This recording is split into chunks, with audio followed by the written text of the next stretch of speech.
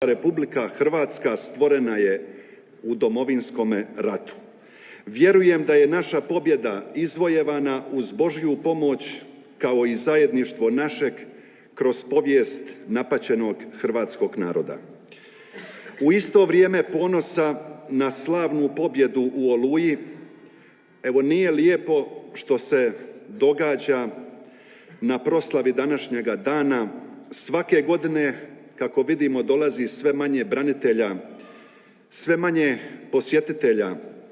Mnogo je onih koji dođu, ali moraju ostati iza prepreke.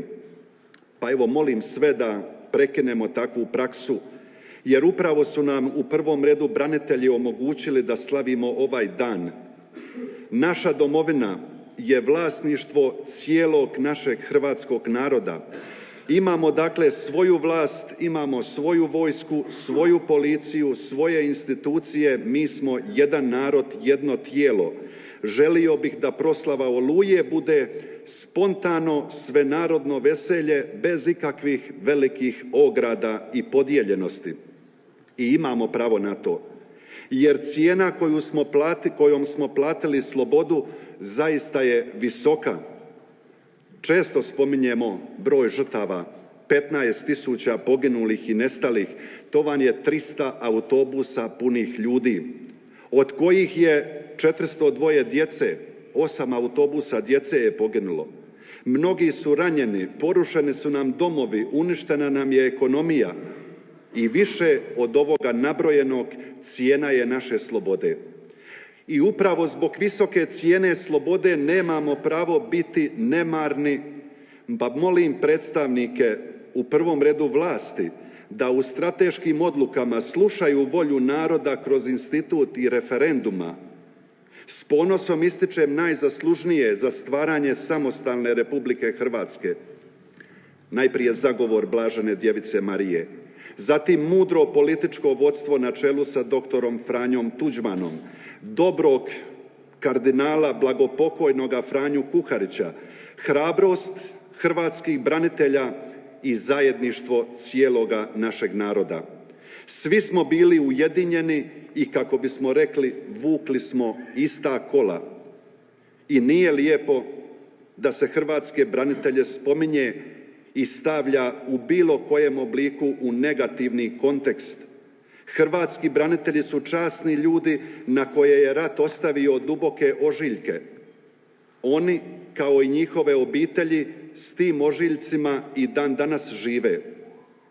Dragi branitelji, evo ma što tko govorio, vaše zasluge za stvaranje Republike Hrvatske su u pravom smislu herojske.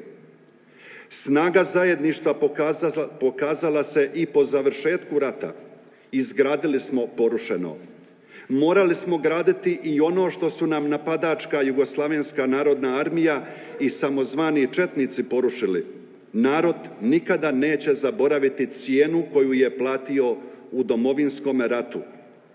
U ratu koji nam je nametnut mi smo pobijedili, ali nikoga ne mrzimo, štoviše mi molimo kršćanski za svoje neprijatelje, ali zbog visoke cijene slobode imamo moralnu obavezu od napadača tražiti dva uvjeta: iskreno kajanje i nadoknadu svekolike štete. Poštovani svi, obnovimo zajedništvo našega naroda, jer to je jedini put, to je jedina naša snaga, to je naša budućnost. Zaustavimo podjele. Neka nam dobrobit domovine i naroda bude na prvom mjestu.